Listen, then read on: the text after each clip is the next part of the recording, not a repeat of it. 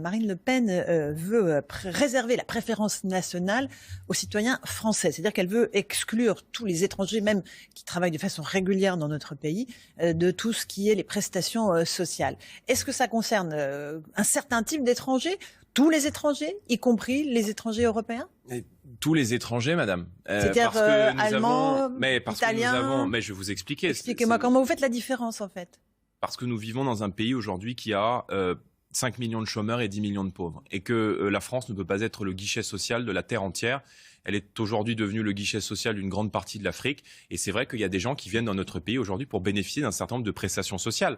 Est-ce que ce n'est pas anormal aujourd'hui que, alors qu'un Français sur 3, et je pense à nos retraités qui ont de plus en plus de mal à se soigner, renoncent parfois à se soigner parce qu'ils n'en ont plus les moyens. Et quand vous êtes clandestin, vous arrivez dans notre pays, vous arrivez en France, vous bénéficiez des soins gratuits. Donc nous instaurerons, nous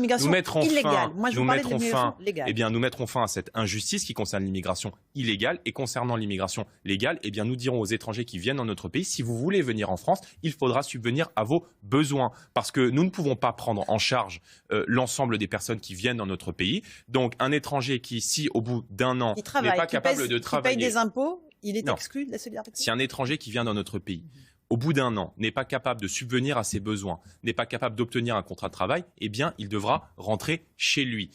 Donc, nous instaurons la priorité. Travaille, qui subvient à ses besoins, qui paye des impôts, est-ce qu'il a le droit aux prestations sociales? Nous instaurons, pas avant 5 ans, on mettra en place un délai de carence. Et on instaurera dans la Constitution la priorité nationale qui fait que dans logement, l'accès au logement, à situation égale ou dans l'accès à l'emploi à compétences égales, eh bien, l'emploi ou le logement devra être en priorité donné à un citoyen français. Parce que les Français, ils n'ont qu'une maison, parce que les Français, ils cotisent, ils payent les écoles, ils travaillent, ils payent le système de santé, ils payent l'entretien des routes, ils payent l'entretien des bâtiments publics, et donc il est bien normal qu'ils soient prioritaires dans leur propre pays. Aujourd'hui, la France est devenue un guichet social qui est extrêmement attractif pour la terre entière. Nous réserverons par exemple les allocations familiales aux Français. Est-ce qu'il y aura un effet rétroactif notamment sur le logement? Non, il n'y aura pas d'effet rétroactif. Vous ne délogerez pas des familles qui aujourd'hui bénéficient d'un logement social. On peut régler la question de l'immigration humainement mais fermement.